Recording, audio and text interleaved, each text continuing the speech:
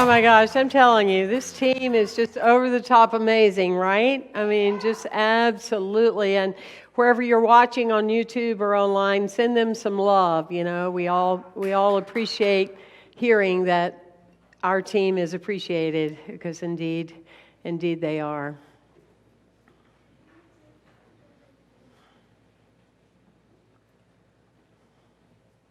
So there's a woman driving down Central Avenue in St. Petersburg, and she's in a real hurry.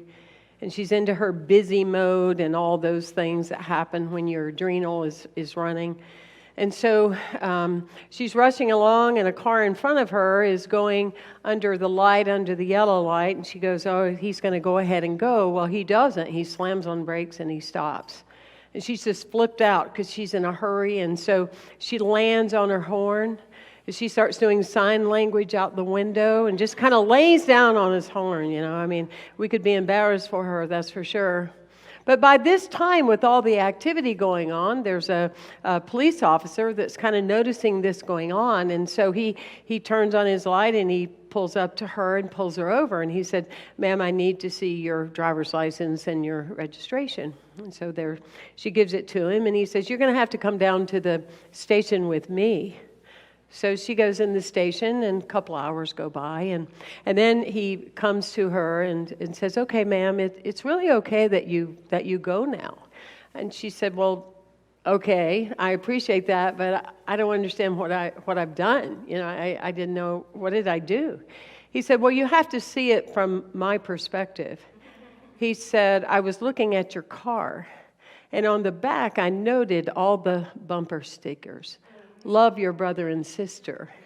We are one. Namaste. Be calm. Find the truth within. Unity. First unity. Yeah.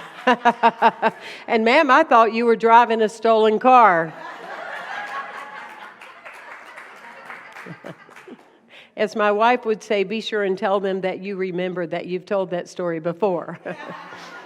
And yes, I do remember, but that's to me the beauty and the richness of the healing faculty when it comes to stories, is that every time you hear them in a different way. We must be congruent. This woman that was driving that car was not practicing being congruent with all her stickers on her car, with how she was living her life. And I'll tell you, I've never forgotten that story. When I start getting all worked up about something and somebody's pulled out in front of me, I just do the southern wave. Hey, oh, let me. So it's important that we are congruent when it comes to the consciousness of love. Love is not something that we do with others or sentient beings on a special occasion.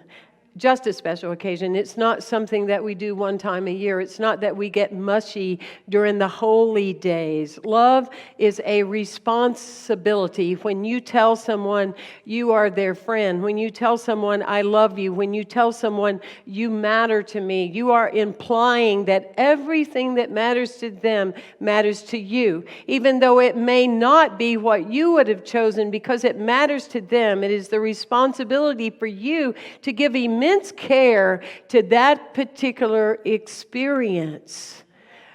It's important to look at your beliefs and make sure they are congruent, that yes, indeed, people are here for a reason, a season, or a lifetime, but that comes with everything. People, life is not for sissies. And in that way, I'm not talking gender. I'm talking life is not for sissies. And I believe it was a Hopi elder that said, I don't care how many trophies you have, or I'm paraphrasing, I didn't know I was going to talk about it. You know, I don't care about all this stuff that you have or own. I want to know that when I'm in pain, you can sit with me. I want to know that what matters to me, that you will actually care about it. That's the responsibility. I am so grateful, and I give thanks so many days in my life for my shaman teacher that taught me how to heal my southern niceties.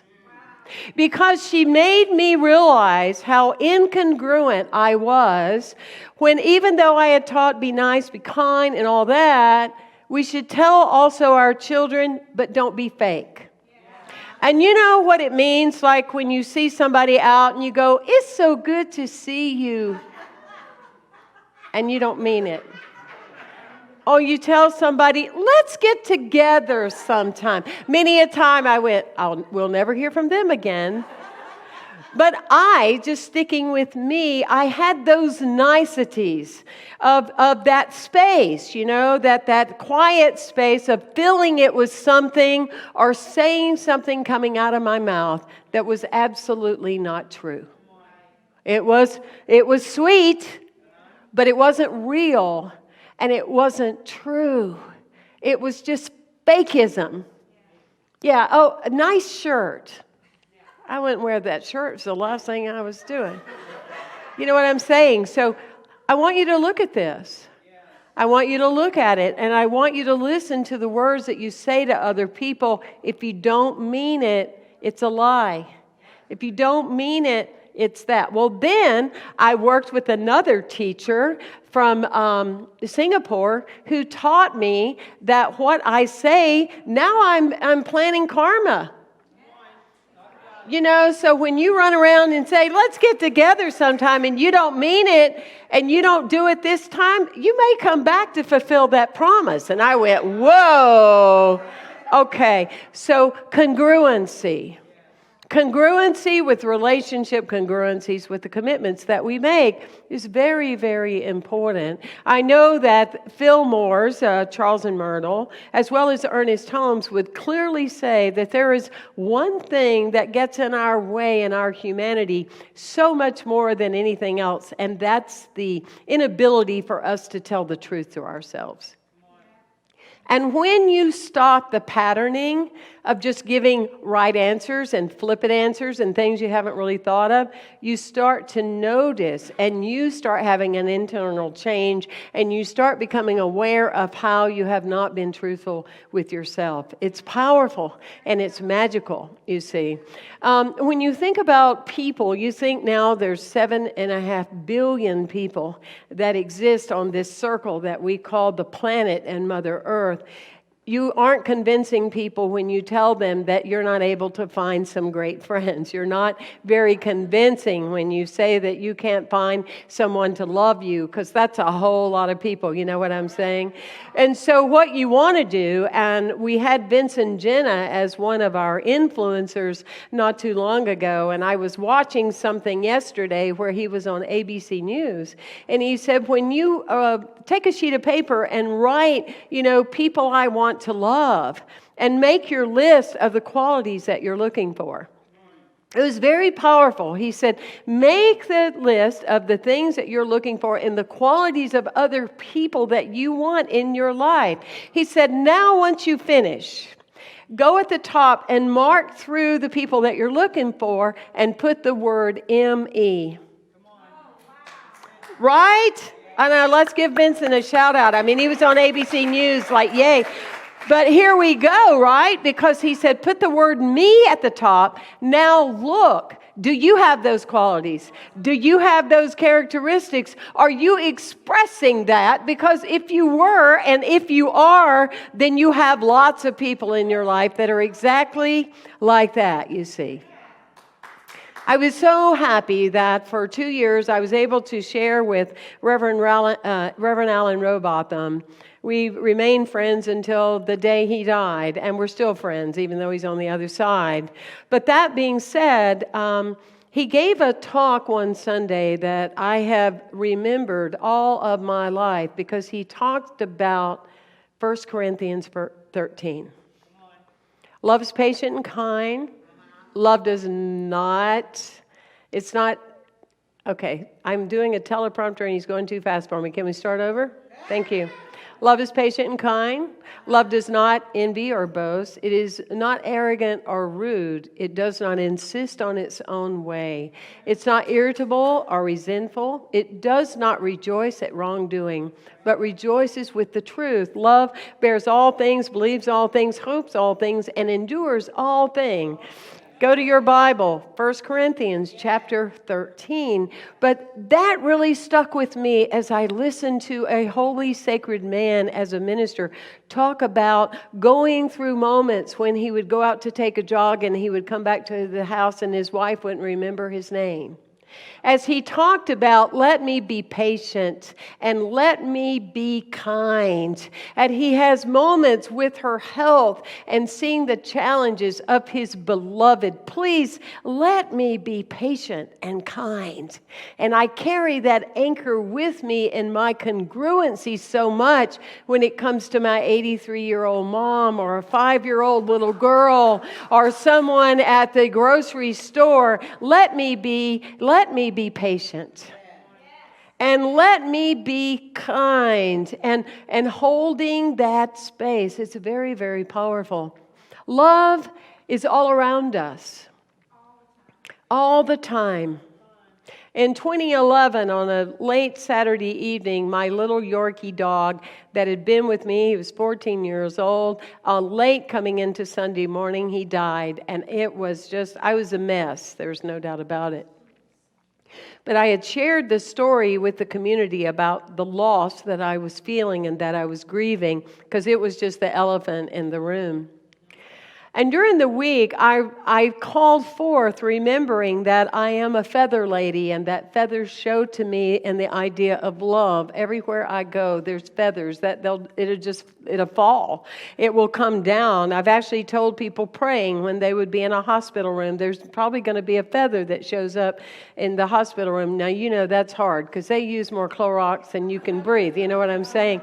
But that being said, I talked to my little dog. And there were 4 of us walking the beach on this particular day after that Sunday. And I said, I just want y'all to know that I told Digby that to let me know he's okay and send some feathers. And I want you to know, never before again in my life did I see about 60, 70, 80, 90 feathers on the beach walk. Never happened before, never happened again. Spirit, love, bringing in energy, life, it's all there. It's our responsibility and how we respond with our ability to accept how deep love can go and how we manage it. Talking about this wonderful world that we live in and loving all sentient beings and knowing that they have a purpose. I shared a few years ago about Anthony Lawrence. If you haven't read about him, look this up. Anthony Lawrence went into Africa and worked with the elephants that were wild. And the people were killing them and saying that they were just too wild to manage. He not only went with them, but he lived with them and wanted to understand their well-being and their culture, etc. Anthony Lawrence suddenly died. And the day he died, elephants came from miles and miles and miles away and stood in front of his home and wept. And wept. It's been documented of how many elephants showed up, and they stood there and mourned for 2 days. For 2 days. When I spoke at the Parliament of the World Religions, this was what I addressed. Because the problem with religiosity is people quote, well, we can abuse animals, because we have dominion over them. In Scripture it says we have dominion over them, right? We're talking about consciousness, aren't we? We have a different way of thinking. We have a different level of consciousness, but it never says in there that ours is better. It's just ours is different because we talk and we analyze and we overthink. And I think the day will come when we get down on our knees and we apologize to the creatures on this planet that we are the ones that were ignorant and we missed it. Adam and Eve should have stuck with apples. I'm just saying. Because the problem is, the issue is, and I want you to hold this for me, and I'm asking you to pray about it because I feel like we are responsible. Remember I said with love, there's a responsibility. See, the issue is I'm not trying to get you to be vegan, okay? I don't need a club to validate how I feel. Do you? You don't need a club. No, you don't need a club. What you need to know, though, is every year, millions and billions of lives are sacrificed and never make it to a table. That ought to make you upset. It brings me to tears because life has become commercial rather than sacred. So ask yourself, what's one thing, two things, three things that you can do to be part of that? Because it's ridiculous. It's absolutely unacceptable in 2021 to know what we know and be who we are and allow this stuff to go on. Let's go. Yes, absolutely. There's power in that, and there is magic in that. I told a story yesterday at a memorial that many years ago, I was at a yard sale, and there was this jacket. You would have loved it, Wanda. I mean, it was as gaudy as jackets get. It was black. Oh, wait a minute. Cut that out of the tape. No. Everything in life is timing. Don't forget that. Anyway, it was this beautiful, wild, gaudy jacket that was black that had these huge buttons on it. And they were primary colors. And I mean, you could see that jacket coming down the street. And I bought it and I said, what in the world am I thinking? And where am I ever going to wear it? So I was telling a friend and I was asking her if she wanted it. And she said, no, but why don't you do a Sunday talk and talk about don't let anybody push your buttons? And I said, wonderful, right? So I did the talk one Sunday, and I think people seemed to like it. Most of them came back. But months later, I'm called in to talk to a family that the gentleman has lost his mom, and I didn't know her. But in the morning that I was getting ready, I got the message, wear that black jacket with those big buttons. And you know how you argue with spirit? I went, there is no way. I mean, that is a night jacket, to say the least. And the staff's going to make fun of me all day long, in wearing it. And, you have to surrender. And I said, okay, so I'll wear it. So here I come walking in. And I mean, this family must have 18 people. And we were gathered talking about this woman and her service and everything, as I'm sitting there with this preoccupied jacket with myself. As I get up to leave, and I turn to the son, and I said, I didn't have the pleasure of knowing your mom. He said, she was so excited to know that you were going to be the minister here. The only time she could come and see you is the day you did the talk that you wore that jacket. And I said, well, you can blame her, because it's her that I wore this jacket for today. But you see, there would have been a time that I would have been incongruent and I would have been concerned of what people thought of me to share a story like that to people I don't know in unity. I mean, we'll take it. But I mean, out at other memorials. And these are the stories that I tell now. I would have been concerned with my Southern nicety that they would have thought I was crazy. Now I hope they think I am. You know what I mean? Because that's that power and that's that energy. So as we talk about love, remember also there's never a right for one and a wrong for another. If you're thinking of leaving a job and it's right for you, it will be right for the place that you are employed. They may not be aware of it, but they're ready to. If you're thinking about exiting a relationship and it feels right to you, it will be right for them also. Where you have to learn to come from when love is patient and love is kind, when it's not boastful and it's not arrogant, you have to realize that if you are serving anywhere and you don't love it, you are getting in the way of the person that would love it. Please stop doing people a favor by justifying your ego that they're not going to be okay without you. Move out of the way so that they can have the experience that they deserve. If you really love someone and you can tell yourself the truth and you're not in the right place, you need to exit so they can have that. I learned that many years ago in my relationship with Jack. And I said, 5 years is wonderful, a lifetime isn't. And if I live with you any longer, I will make you wrong. And you need a woman in your life that will praise you, that will raise you, that will see you. I got her birthday letters for 18 more years about how she loved everything about him that just irritated the heck out of me.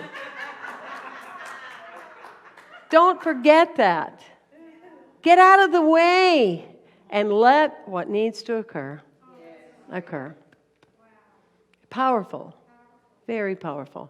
So I'm going to close. I didn't start till late. I'm going to close today by telling about a cute little story about a cab driver in New York that picks up a nun. And so he's really checking the nun out. And the nun goes, "Excuse me, is something wrong? You're kind of staring at me." And the cab driver says, "Well, I hope you won't judge me." And the nun said, "Honey, I'm old. There's nothing you can tell me that's going to upset me." The cab driver says, "I've always wanted to kiss a nun." And she said, "Well, I'm okay, but you've got to be single and Catholic." And the cab driver says, "I am. No problem. No, yeah, I am." So the nun said, "Okay." So they pull over on a side street and just lays a kiss on that cab driver to make you blush. All right? So they drive away, and all of a sudden the cab driver starts crying. And so the nun said, what's wrong? What's the matter? He said, "I'm sorry, I lied. I'm married and I'm Jewish." And the nun said, "No problem. I'm Kevin and I'm going to a costume party."